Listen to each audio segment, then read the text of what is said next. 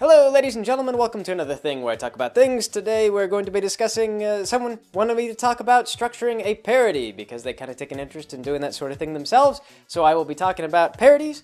Speaking of parodies, or things in the vein of that, I am working on Soul Reaver 2.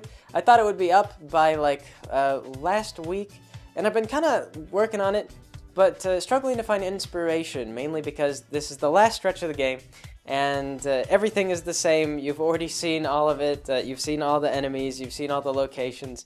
It's just the same. Everything is the same except with snow. So it's a half hour long. It's gonna be like a little bit longer one, twice the length of usual, a little bit over, but depends on what I do with the last stretches of dialogue. I already know what I'm gonna do with some stuff, but a couple other things I have to figure out.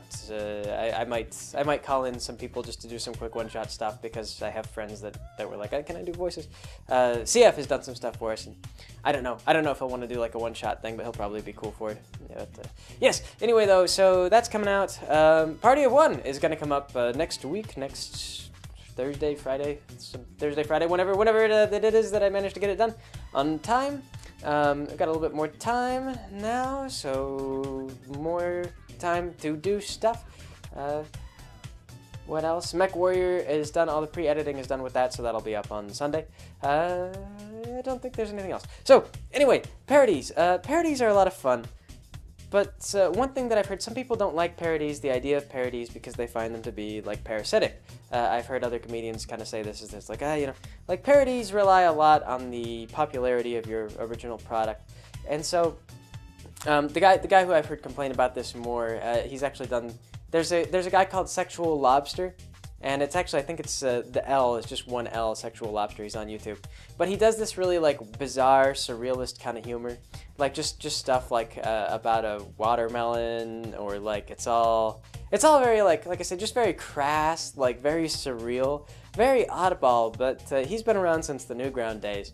And so I watch his stuff every now and then, just for the, because he's, like I said, just very surreal, worth a watch. He's trying to pick up his channel, trying to get more viewers and more support so he can live on the ad money. I heard he was thinking about tossing around the idea of Patreon. But anyway, though, he's one of the guys who I've heard complain about, like, parodies are parasitic. And this is true to some extent. A lot of parodies you'll find, when people put them together, it's kind of like they just want to take a character who's really well recognized, like, like Mario or whatever, and then they do a really simple joke. They're like, what if Mario had sex with Peach? Like, can you imagine? And that joke has been so beaten to death, it's been done over and over again. But the reason why people keep doing this, why they keep making that really simple joke, is because everybody knows who Mario is. So you type in, like, Mario, and people, they look up all the time. They just look up Mario, like, they want to see funny stuff about Mario. In fact, there's whole companies now that are based around this fact that people will do that. There's a place, dorkly.com, I think, that does this. They've just got slews and slews of, like, parodies. Some of them are, they do other stuff, but it's just like, I believe they do other stuff, but there's just like tons and tons of video game parodies. And some of it's actually very clever, but some of it's kind of like the low-hanging fruit. And but yes, it can be a little bit parasitic, because you're just sort of making, like, really casual observations about something, and everybody's already kind of made these observations. It's like, yes, the princess is always in trouble. Like, that's just what she does. That's consistent. I mean, she's never, like, I don't think Nintendo, they change that angle sometimes. In Legend of the Seven Stars, she was, like, one of the most useful characters, but that was in joint with Square. Yeah. But anyway, though, so parodies, actually, when you structure them, you kind of want to avoid just trying to kind of, like, use the success of this thing. It's not a good policy, because you'll not stand out. I mean, you'll kind of just be part of the crowd. You'll be one of the millions of people making, like, a Mario parody, and it won't be very funny. Like, everyone's seen Mario jokes 100,000 times. So what you've got to do when you're structuring your parody is figure out specifically what you want to say. Like, what is the observation that you're making? And then you want to think about how you've got to kind of make this into an abstraction. Like, you've got to work a lot with metaphors. You've got to go back to your English class and everything like that. I believe there was actually a long discussion on the, oh, what was it? I don't know. It might have been on the Congressman Brown thing that I did a Let's Play with, where I like roleplayed as a congressman, and I just shouted about like taxes and this and that, and it was on something, or it might have been one of the pony parodies where someone got upset, and they're like I don't get what he's doing, and they're like, well, this is a metaphor for this, and that's a metaphor for that, and he's like, I don't want to crack open a freaking book, and so some people don't like that. But when you're making your parodies, actually, a lot of times what you'll find is most of it is based in some subtle manner or another on metaphors and things like that. You're trying to say something about the original piece. And in fact, if you're saying nothing about the original piece, if you're not making some observation on the original piece, it actually doesn't classify as a parody. This is where a lot of people get confused, is they think that, well, if I do something, like they said the Fighting is Magic game is a parody. Well, that game's actually not a parody. It wasn't critical of the original material. It was just a fighting game. And people say like, well, imagine the absurdity, you know, like ponies fighting, ha ha ha. And no, it's not really a criticism. It doesn't take the source material and apply it to a critical light, really. What you'll do most of the time with parodies is you'll often see like juxtaposition, stuff like that, where you take like the fighting is maybe you could get it to pass on juxtaposition. You could say, look at how absurd it is to make these ponies fight. Like you wouldn't expect that, you know. You could maybe argue in court for juxtaposition, but odds are pretty good that if that was your whole point, the courts would say like, oh well, why a whole fighting game then? Like, why did you have to devote an entire fighting game to this message? Like, could you not just make like you know, like, I don't know. It's really iffy. So yeah, it's hard to get into that because you get into like the legal stuff, which is all kind of strange and depends on a lot of different abstractions and precedents and things like that. And then you just get into the idea of making a joke. So someone noticed, they said like, Greg, I see that when you do your parodies, you actually don't often tell the same story that the thing went through. And this is true, actually, because a lot of times I don't want to tell the same story. You actually do want to take your original source material and transform it into something brand new that nobody's ever seen. This gives your series a great deal more of appeal. People haven't seen the thing before, it's new, and it'll be fun. You know that Yu-Gi-Oh! Abridged, actually, he follows everything pretty straightforward, but a lot of times he stops to make jokes about this or that, and he keeps going back to the children's card game thing. I challenge you to a children's card game. People fall unconscious, they've got like characters that show up and they just like ridiculous gimmicks and then they vanish. And so he follows along pretty straight-laced. But it's a serial. It's a serial sort of thing.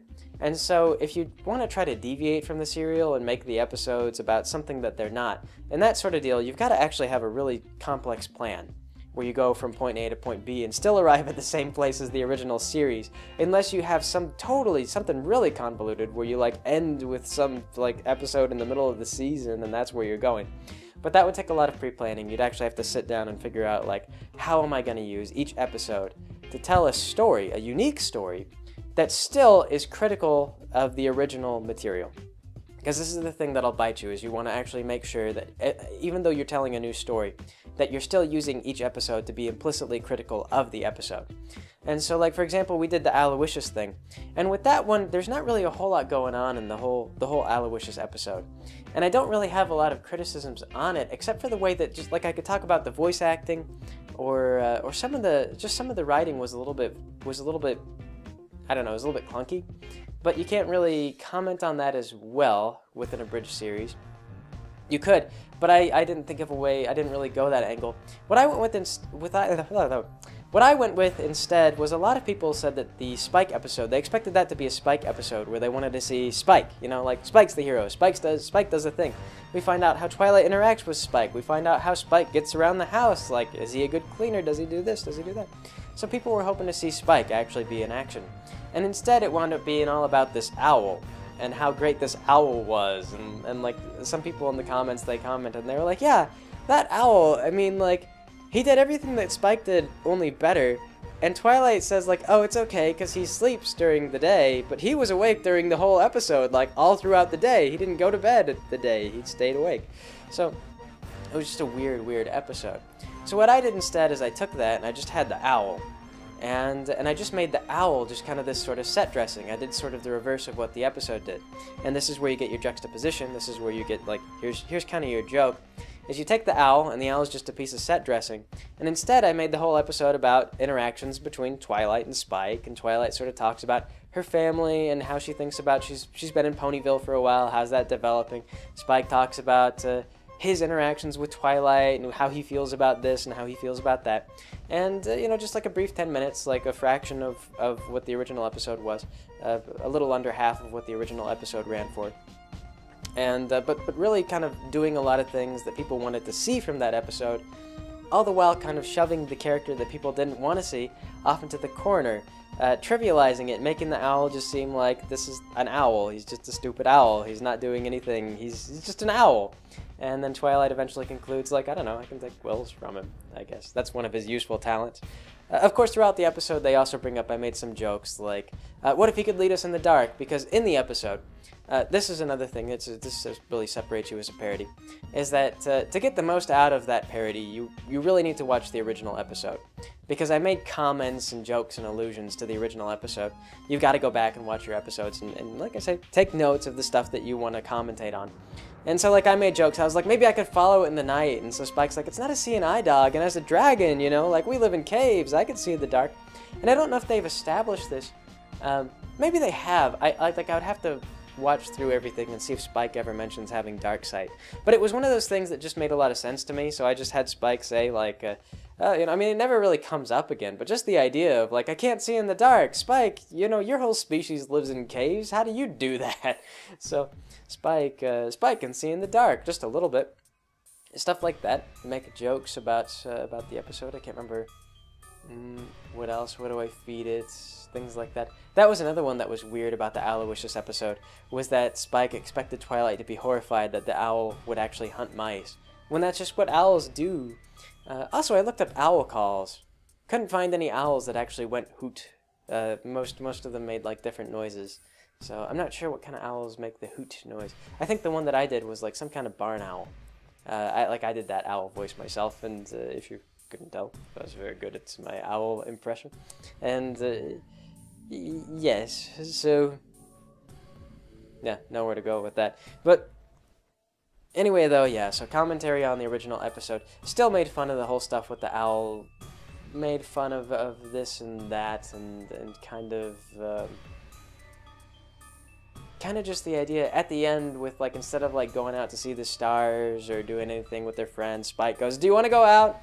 And Twilight says, no. No, I'm a shut-in. Like, and I'm a shut-in because I'm happy. Like, being forced to come to Ponyville and make friends didn't make me less of a shut-in. So that sort of thing, those little subtle details are what really kind of make your work commentative. That stuff where you take the elements from the story, from the original deal, and you can retell it in a transformative way, a way that doesn't resemble the original.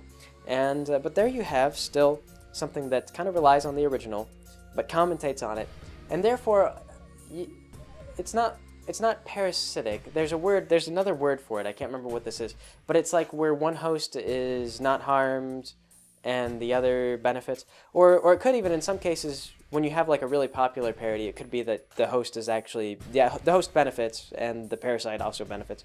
Those are the best kind of parodies. What you want to do most of all is get yourself in a situation where people want to go see the original, because your parody references the original a lot and says a lot about the original while still being independently amusing. And so that way you send traffic to the original, which I hope is what the My Little Pony thing does, at least with my particular audience, or with parents. I actually have a shocking number of people who are adults who watch the series. I assume probably parents, things like that, like they have kids, and so they look up My Little Pony stuff on the internet, and it's like, oh, here's this parody series. So that's something maybe the adults can enjoy. And of course I've got friends that have kids, and so they watch my series, and now my friend's got a daughter, and she's a little girl. She's 5, I think 5 or 6. She might be 6 now. Probably 5 still. But anyway, though, he buys her pony toys. He bought her Equestria Girls. He did say that she liked Equestria Girls. So of those doomsayers who are like, oh, girls, little 5-year-olds will know better than to like Equestria Girls. Like, she's 5. She thought it was great. So what can you say? You can't rely on 5-year-olds to be good critics. It's tough. Yeah.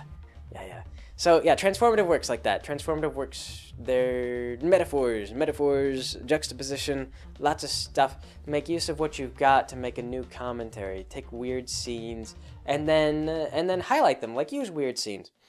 One thing that I recommend is if you can trim stuff out, like if there are details that you don't need, get rid of them. Because a lot of times that'll kind of just slow you down. You'll be screwing around, you won't know what you're doing with stuff. A good example would be, like I was talking about the Soul Reaver thing. And for Soul Reaver 2, I leave the gameplay in because there would be kind of a disconnect. You can't just hop from cutscene to cutscene, really. Or you could maybe. I don't know if it would come out as well. By following the gameplay, the player gets to see me going from here to there to there. And I've got commentary in between. But I find that really the Let's Play thing, it's a bit more restrictive. A lot of people like the MechWarrior stuff a little bit more, and I kind of like that too. But that's because it's sort of like in character.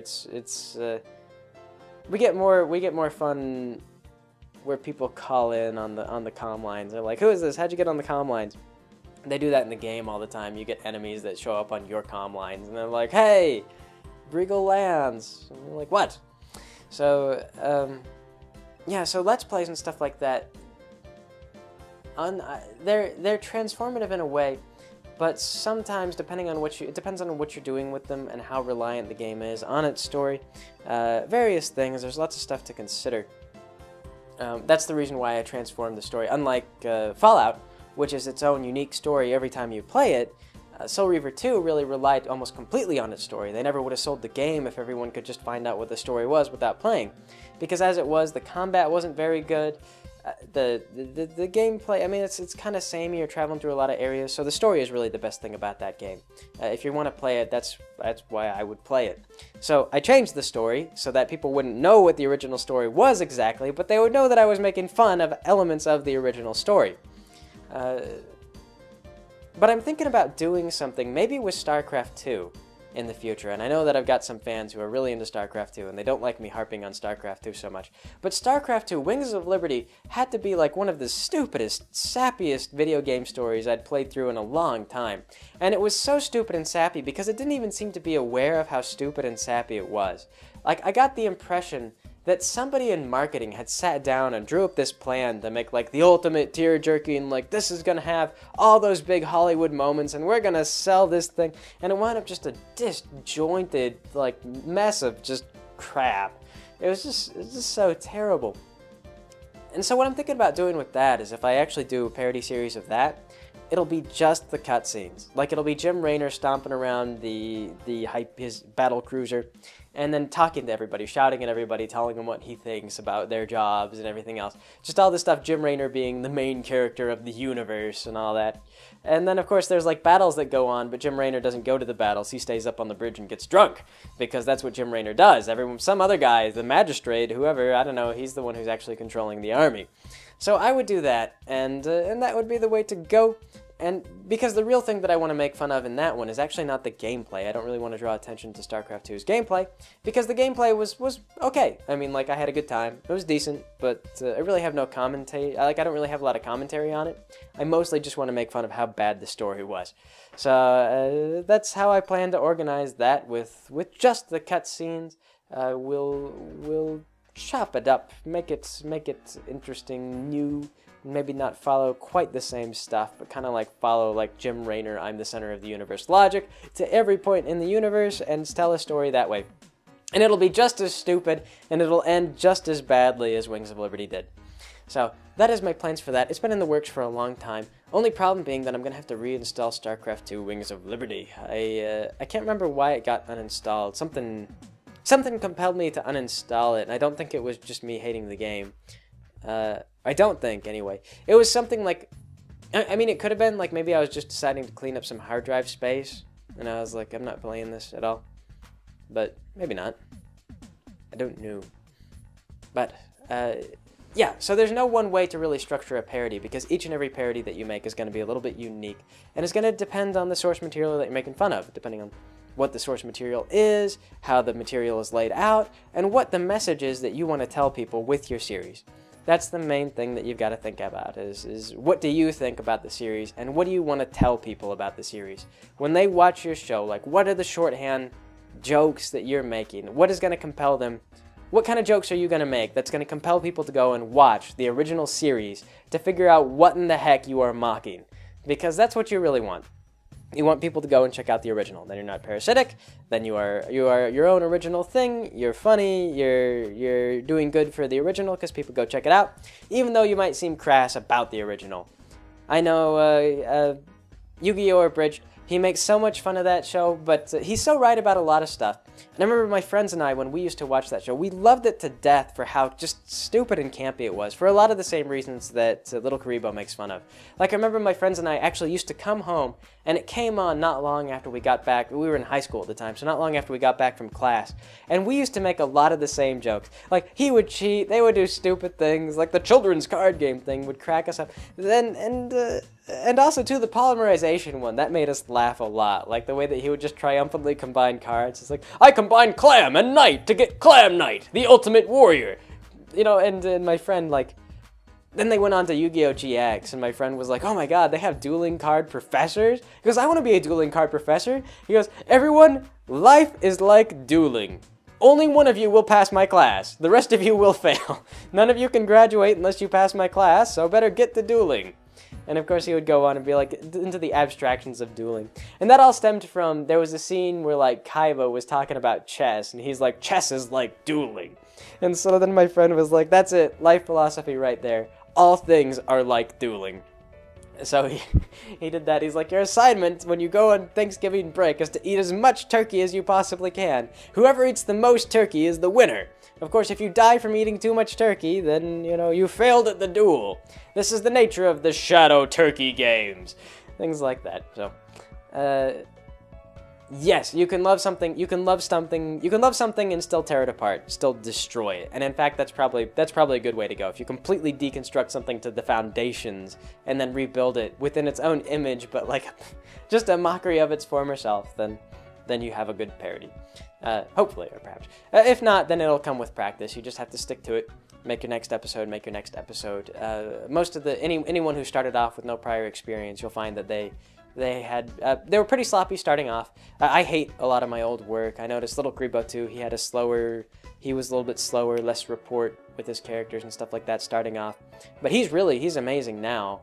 And I still have stuff that I'd like to work on. I heard I got voted for some positive things, but I don't know. I still need to work on stuff, and that'll be the mentality that you've got to stay in when you're working on just about any project. Is always sort of like, yeah, I mean, I'm doing better, but I need to work on like this and that. And always kind of like look into critiques.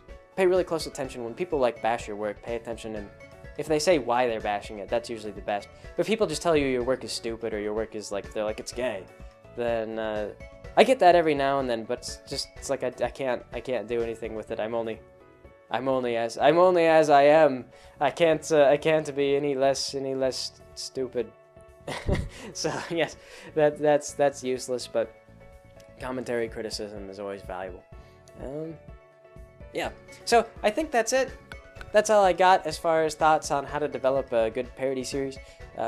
Like I say, the other stuff, just the legal stuff, if you can avoid using trademarks, it's not as easy to do with an abridged series. With an abridged series, you kind of got to use the trademark characters. But if you can do your own original art, I recommend avoiding trademarks, stuff like that. Just try and separate your work as much from the original as you can. And that's just so that you have your safety with your legal precautions. If I could do it all over again, we probably wouldn't have done Rainbow Dash Presents, for example.